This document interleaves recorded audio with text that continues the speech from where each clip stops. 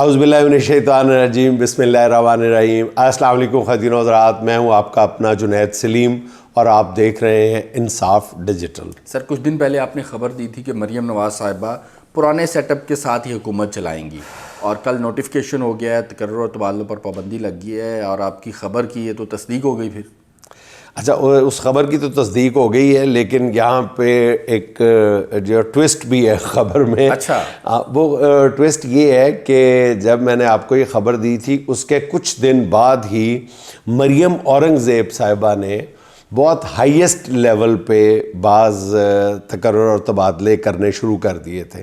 اور آبویسلی مریم اورنگزیب صاحبہ ایسا جو بھی کر رہی تھیں وہ مریم نواز صاحبہ کی اجازت کے بغیر تو نہیں کر رہی تھی، وہ مطلب خود ڈیل شیل ان کی اپنی ہوتی تھی، ٹھیک ہے، جو بھی وہ کر رہی تھی وہ خود ہی ڈیل کر رہی تھی معاملے کو، لیکن مریم نواز کو وہ اعتماد میں لے کر ہی کر رہی تھی، ٹھیک۔ یہ جو گزشتہ روز نوٹیفیکیشن ہوا ہے نا، یہ ٹوسٹ ہے۔ وہ ٹوسٹ یہ ہوا ہے کہ جناب جب یہ بات شہباز شریف تک اور نواز شریف تک پہنچی ہے کہ پنجاب میں یہ مریم اورنگزیب صاحبہ جو ہے یہ کھیل کھیل رہی ہیں کہ وہ اپنے تئیں تقرر اور تبادلے کر رہی ہیں، تو پھر سب سے پہلے تو نواز شریف صاحب نے مریم نواز صاحبہ سے پوچھا کہ کیا یہ بات درست ہے، اور مریم صاحبہ نے کہا اچھا مجھے تو پتہ ہی نہیں ہے۔ وہ صاحب ہی مکر گئے، انہوں نے کہا جی مجھے پتہ ہی نہیں ہے۔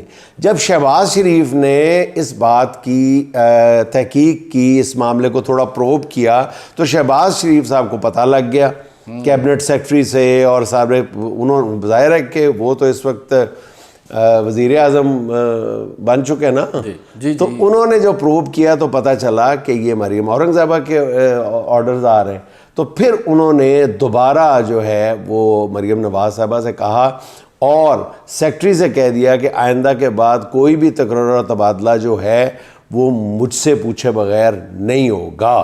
یہ دو ٹوک آرڈرز دے ہیں وہ شہباز شریف صاحب نے زبانی جو ہے وہ سیکرٹری کیبنٹ ڈویژن کو دے دیے ہیں، یعنی پنجاب میں بھی نہیں، مطلب اوپر سے ہی لے رہے تھے نا افسروں کے تبادلے، اور یہاں کر رہے تھے۔ یہاں پر تو خیر وہ ان کو آزادی ہوگی، لیکن انہوں نے اپنی جو ریٹ ہے وہ قائم کرنے کی طرف پہلی جو پیش رفت ہے وہ کر دی ہے چچا جان نے، ٹھیک ہے۔ اور اس کے بعد پھر مریم اورنگزیب صاحبہ کی تھوڑی سی سرزنش بھی فرمائی گئی ہے کہ آئندہ کے بعد آپ اپنے آپ کو ان معاملات سے ذرا دور رکھیں، لیکن یہ ممکن نہیں ہوگا۔ مریم اورنگزیب جو ہے وہ آنے والے دنوں میں یہ جتنے ہفتے جتنے مہینے بھی یہ حکومت چلتی ہے، مریم اورنگزیب صاحبہ کی بھی چلے گی۔ سر آپ نے پچھلے ویلاگ میں کہا تھا کہ مریم اورنگزیب صاحبہ کے ساتھ ساتھ پنجاب میں اسحاق ڈار صاحب بھی اہم فیصلے کیا کریں گے، یعنی کہ ان کے ہاں وہ بھی وہ آپشن اب اس میں ٹوسٹ یہ ہے کہ وہ بھی ہوگا، اور وہی ہوتا ہوا نظر آ رہا ہے، کیونکہ اسحاق ڈار صاحب سب سے زیادہ جس منسٹری میں دلچسپی لے رہے تھے وہ ظاہر ہے وہ جس کو اپنے آپ کو وہ جس کا کاریگر سمجھتے ہیں، جس کا مستری سمجھتے ہیں، حالانکہ بعض لوگ کہتے ہیں کہ اسحاق ڈار صاحب کو اکانومی کی ABC کا بھی نہیں پتہ، بلکہ اسحاق ڈار صاحب کا حال جو ہے اس ڈاکٹر جیسا ہے جو مریض سے فیس لے کے بقایا دینے سے پہلے پوچھتے ہیں یار میرے پاس کھلا ہوا نہیں ہے، ایک اور ٹیکہ لگا دوں۔ تو ڈار صاحب لیکن ڈار صاحب کی ڈیولپمنٹ یہ ہے کہ ڈار صاحب مسلسل اصرار کر رہے ہیں کہ مجھے وزارت خزانہ دی جائے، لیکن وزارت خزانہ کے لیے ڈار صاحب کی منظوری جو ہے وہ ہو نہیں پا رہی کہیں سے، ٹھیک ہے۔ پھر انہوں نے جب تھوڑا سا احتجاج کیا یا جتنا وہ کر سکتے ہیں ناراضگی کا اظہار کیا، تو نواز شریف صاحب نے ان سے کہا ہے کہ تو فکر نہ کر، ڈار صاحب تسی فکر نہ کرو، تانوں میں وزارت خارجہ لے دیاں گا۔ اچھا، تانوں میں وزارت خارجہ لے دیں گا۔ تو پہلے تو ان کو یقین نہیں آیا، تو پھر شہباز شریف صاحب سے کہا گیا کہ جی آپ بات کریں بڑوں سے کہ بھاجی انہوں اگر آپ نے وزارت خزانہ نہیں دینی آپ نے تو پھر وزیر خارجہ، تو انہوں نے کہا کہ ہم اس پہ بات کریں گے۔ تو 2 دن بعد یعنی گزشتہ روز یہ وہ ڈار صاحب کو وزارت خارجہ سے بھی چٹا جواب دے دیا گیا ہے، نہ وزارت خزانہ نہ وزیر خارجہ، تو اسی تنخواہ پہ جس کا میں نے پہلے ذکر کیا تھا کہ اگر یہ دونوں وزارتیں نہیں ملتی تو پھر ان کو پنجاب میں ایز آپ سمجھ لیں کہ امپورٹنٹ ڈیسیژن میکر کے طور پہ انڈکٹ کیا جائے گا. سر رانا ثناء اللہ کے حوالے سے بھی آپ کے پاس خبر تھی؟ اچھا, رانا ثناء اللہ صاحب تو کسی طور بھی باز نہیں آ رہے. رانا ثناء اللہ صاحب کہہ رہے ہیں کہ پاوے جو مرضی ہو جائے مینو فٹ کرو, کتے نہ کتے ضرور فٹ کرو, ٹھیک ہے. اور وہ ان کا چونکہ بڑے لوگوں کے ساتھ بہت قریبی تعلق ہے, انہوں نے کام کیا ہے مل کے, تو وہاں پر بھی ان کے لیے سافٹ کارنر پایا جاتا ہے. اس لیے اب تازہ ترین اطلاعات یہ ہیں کہ انہوں نے شرط نہیں نہ رکھی, وہ کہتے ہیں کہ ادھر بھی ٹھیک ہے, یہ بھی ٹھیک ہے, وہ بھی غلط نہیں ہے. تم نے وہ سنا ہوگا نا کہ وہ یہ کہتا ہے بھتیجا اپنے چچا سے کہتا ہے کہ چچا جو پرفیوم آپ لگا رہے ہیں نا یہ فار وومن ہے. تو چچا کہتا ہے بیٹا فار وومن ہی لگا رہا ہوں, فار وومن ہی لگا رہا ہوں. صحیح بات ہے. تو ہمارے جو رانا ثناء اللہ صاحب ہیں نا وہ دونوں طرف ہی ہیں, ٹھیک ہے نا, وہ بات کو ادھر سے بھی پلٹ لیتے ہیں ادھر سے بھی ہے, وہ فار وومن. تو وہ کہتے ہیں چاہے جو مرضی ہے جیسے مرضی. اب لیکن انہوں نے جس چیز کے لیے, جس پوسٹ کے لیے کوشش شروع کی ہیں اس میں وہ خاص سے یعنی آگے پیش رفت ہوتی نظر آ رہی ہے. وہ کہتے ہیں کہ مجھے سینٹ کا الیکشن لڑوا کے تو وزارت داخلہ دی جائے, جو بہت امپورٹنٹ ہے, جس پہ میں نے ڈیلیور کیا ہے. وہ اس کو جو پچھلے سالوں میں پچھلے کئی مہینوں سے ہو رہا ہے ملک میں, وہ اس کو ڈیلیور کرنے کا نام دے رہے ہیں. تو کہتے ہیں کہ اگر ڈیلیور کروانا ہے تو مقاصد حاصل کرنا ہے تو مجھے دوبارہ وزارت داخلہ میرے سپرد کی جائے. تو پھر شہباز شریف صاحب نے ان سے کہا ہے کہ جی پھر آپ سینٹ کی بجائے بائی الیکشن لڑ لیں فیصل آباد سے. بالکل. تو انہوں نے کہا جی فیصل آباد سے میں بائی الیکشن تو میں نہیں جیت سکتا. اچھا. انہوں نے کہا پھر آپ لاہور سے لڑ لیں. تو اس کے جواب میں رانا صاحب نے کہا کہ وہاں سے فیصل آباد سے تو مجھے 150 ووٹ شاید مل جائے, لاہور سے وہ بھی نہیں ملنے. سر مولانا فضل الرحمان کی کہیں دال غلطی نظر آتی ہے, کیا ہوگا ان کا؟ مولانا فضل الرحمان صاحب نے جناب علی گزشتہ روز ایک بار پھر مہلت مانگ لی ہے کہ میں آپ کا ساتھی ہوں, آپ پریشان نہ ہو, اور میں آپ کے لیے کوئی پریشان کن صورت حال پیدا نہیں کروں گا. یہ یقین دہانی مولانا فضل الرحمان صاحب کی طرف سے حاصل کر لی گئی ہے. انہوں نے کہا ہے کہ مجھے 2 سے 3 مہینے دیں, 2 سے 3 مہینے کے بعد ہم آپ کے یعنی آفیشیلی بھی ساتھی بن جائیں گے, یعنی حکومت میں آ جائیں گے. صحیح. اصل میں مولانا اپنی ہر موو بہت کیلکولیشن کے بعد کھیلتے ہیں. یہ تو مولانا کی شہرت ہے نا, مولانا کا خاصہ ہے. تو مولانا کا یہ جو 2-3 مہینے لیے ہیں تو ان کو بھی پتہ ہے کہ یہ جو پہلے 1-2 مہینوں میں ہی پتہ چل جائے گا کہ اگلے چند مہینے حکومت نے گزارنے بھی ہیں یا 1 سال سے پہلے یہ کباڑا ہو جانا ہے. اس لیے مولانا نے یہ مہلت مانگی ہے. لیکن ابھی انہوں نے کہا ہے کہ ابھی اصرار نہ کرے فوری طور پہ حکومت کا حصہ بننے کے لیے. اچھا, محمود خان اچک بڑے بولے ہیں اصل میں دیکھیں, نہیں بہت بولے, اب اس سے پہلے بھی وہ بات کر چکے. اور یہ ایک دیکھیں جب ایک ایسا بندہ بات کرتا ہے نا, یہ 5-7 گواہیاں تو ایسی ہیں جیسے جماعت اسلامی کے کراچی جماعت اسلامی کے حافظ نعیم الرحمان صاحب نے کہا کہ جی میں نہیں جیتا, لیکن جو جیتا ہے وہ پی ٹی آئی ہے. اسی طرح کئی لوگ جو ہیں وہ انہوں نے ببانگے دہل کہا کہ جی ہم نہیں جیتے, لیکن نون لیگ بھی نہیں جیتی, ہم بھی نہیں جیتے, لیکن جو جیتی ہے وہ پی ٹی آئی ہے. تو ان کی بات کسی طور بھی آپ یہ نہیں کہہ سکتے کہ یہ جھوٹ بول رہا ہے بندہ, ٹھیک ہے نا. تو یہ محمود اچکزئی بھی ان آوازوں میں ان کی آواز شامل ہے, بڑی معتبر آواز ہے.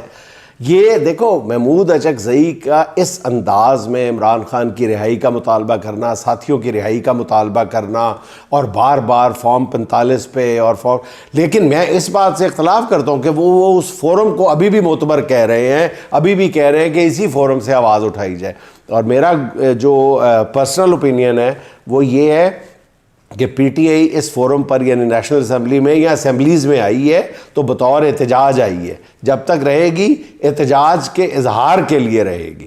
وہ یہ یہاں پہ میرا, لیکن بہرحال اچکزئی صاحب نے بڑی جرأت کا مظاہرہ کیا ہے اور 2 ٹوک انداز میں اپنا موقف پیش کیا ہے، اور میرا خیال ہے کہ بہت کم آوازیں ایسی ہیں جو، لیکن آپ ایک بات نوٹ کریں کہ پورے ملک میں اس وقت جتنا سینر ایلیمنٹ ہے نا، جو دانا کہتے ہیں، جس کو ہم سیانے لوگ کہتے ہیں، جن کو ہم کہتے ہیں کہ یار یہ جب بھی بات کرتا ہے سوچ سمجھ کے کرتا ہے، ٹھیک ہے، اور وہ امیچور آوازیں نہیں ہوتی. اس وقت وطن عزیز میں جتنی بھی میچور آوازیں ہیں نا، وہ یہی ہے کہ الیکشن میں جو رزلٹ ہے اس کو جس بے رحمانہ انداز میں تبدیل کیا جا رہا ہے، یہ ملکی سلامتی کے لیے ٹھیک نہیں ہے. یہ بالکل دو ٹوک لفظوں میں، اور اس کا حل مختلف انداز میں پیش کیا جا رہا ہے، لیکن جو ڈائگنوز کیا جا رہا ہے وہ یہی کیا جا رہا ہے کہ یہ جو مینڈیٹ پہ شب خون مارا گیا ہے یہ ٹھیک نہیں ہے، یہ ملکی سلامتی کے لیے انتہائی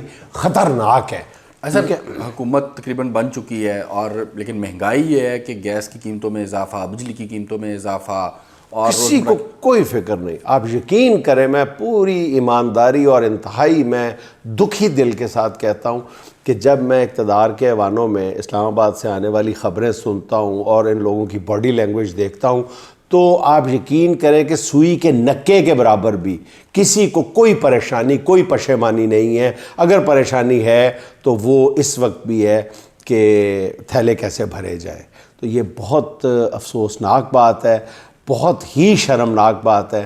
اس دفعہ جو گیس کے بل آئے ہیں، انہوں نے غریب اور متوسط طبقہ تو کیا، امراء کی بھی چیخیں نکلوا دی ہیں. بالکل ایسا امراء کی بھی. اور اس وقت جو ہے وہ گیس کی وجہ سے یا مہنگائی کی وجہ سے قوم جو ہے وہ بالکل پھٹنے کو تیار بیٹھی ہے. آپ ہلکی سی حرارت دیں گے یا سوئی ٹچ کریں گے تو وہ بارہ پھٹ جائے گا، اور وہ پھر غصہ باہر آ جائے گا. وہ مجھے بات یاد آ جاتی ہے تو موقع نہیں ہے، وہ ایک مراسی کے گھر کے سامنے کتا مرا ہوتا ہے، تو وہ کمیٹی والوں کو فون کرتا ہے کہ آ کے یار یہ کتا اٹھا کے لے جائے. تو کمیٹی والے کہتے ہیں کہ وہیں دبا دو یار مٹی میں. تو اس کو بہت غصہ آتا ہے، 2-3 دفعہ فون کرتا ہے، ہر دفعہ کمیٹی والے یہی جواب دیتے ہیں کہ یار وہیں پہ دبا دو.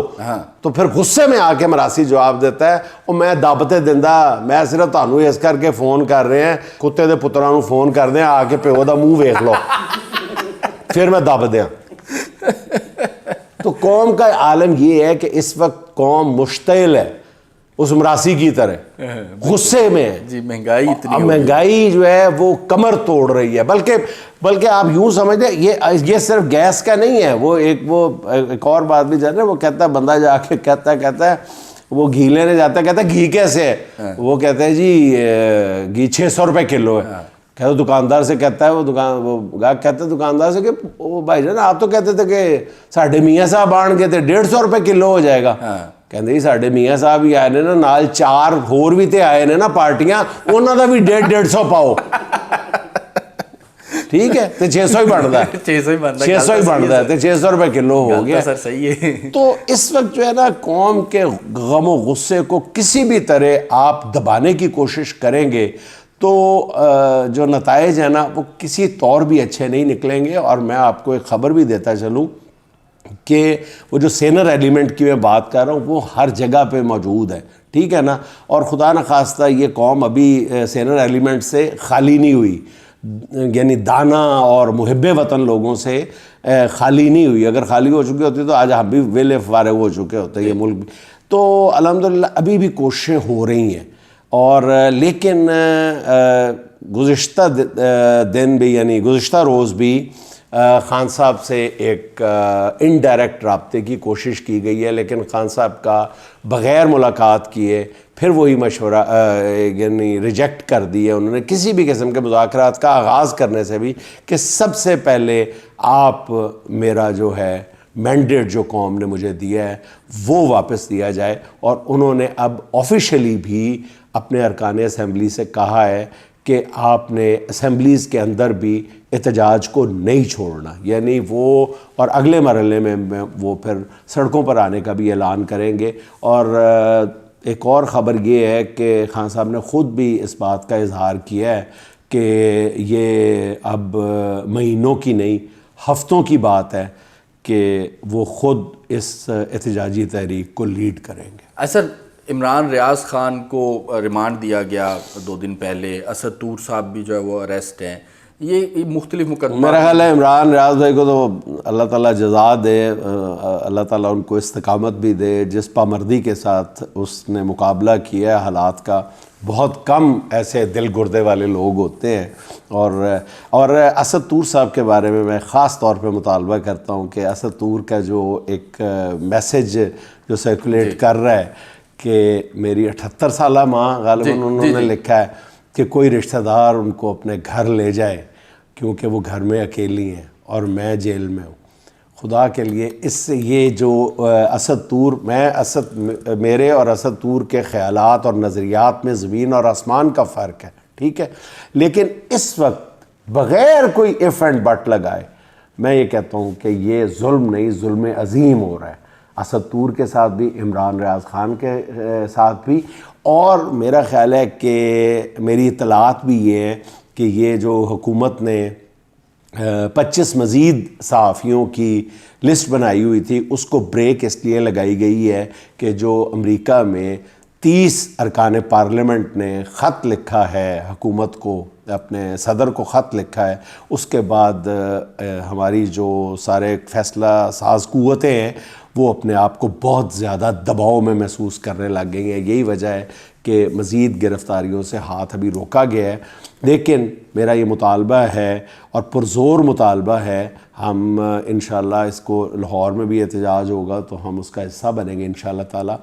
یہ اسد طور کو بھی اور عمران ریاض بھائی کو بھی فوری طور پہ رہا کیا جائے. جو بھی آپ کو اختلاف ہے، اور اتنے بھونڈے اور بھدے قسم کے الزام لگا کے آپ گرفتار کرتے ہیں، اگر گرفتار کرنا ہے تو پھر سیدھا سیدھا آپ گرفتار کریں. آپ پھر قانون کا سہارا کیوں لیتے ہیں؟ بس قانون آپ کے پاس ہے نہیں ہے، پھر وہی آپ دوسرا طریقہ پھر کرتے ہیں کہ عدالتوں، جب آپ عدالتوں کو بھی آپ پیش کرنا پڑتا ہے، آپ کو کچھ نہ کچھ لیپا پوتی بھی کرنی پڑتی ہے، اور لیپا پوتی کے لیے آپ کے پاس مٹی گارا موجود نہیں ہے تھوڑا سا بھی، تو پھر آپ بہت بدنما نظر آتے ہیں. پنجاب پولیس کا یہ چہرہ جو ہے، یہ میرا خیال ہے کہ کئی دہائیوں تک عوام کے ذہنوں میں ڈراؤنا خواب بنا رہے گا. کسی کی عزت نہیں بڑھے گی. خدا کے لیے اس بات کو سمجھنے کی کوشش کریں کہ اداروں کی عزت جو ہے وہ دہائیاں لگ جاتی ہیں بننے میں اور سیکنڈز لگتے ہیں بگڑنے میں. بالکل سر، اسی کے ساتھ آج کی چھوٹی سی بات. آج کی چھوٹی سی بات عباس تابش صاحب کی زبان میں حالات حاضرہ. اس قدر گوندنا پڑتی ہے لہو سے مٹی، اس قدر گوندنا پڑتی ہے لہو سے مٹی، ہاتھ گھل جاتے ہیں تب کوزہ گری آتی ہے، ہاتھ گھل جاتے ہیں تب کوزہ گری آتی ہے. ناظرین خوش رہیں، خوش رکھیں. آپ سے ملاقات ہوگی انشاءاللہ اگلے ولاگ میں. اللہ حافظ.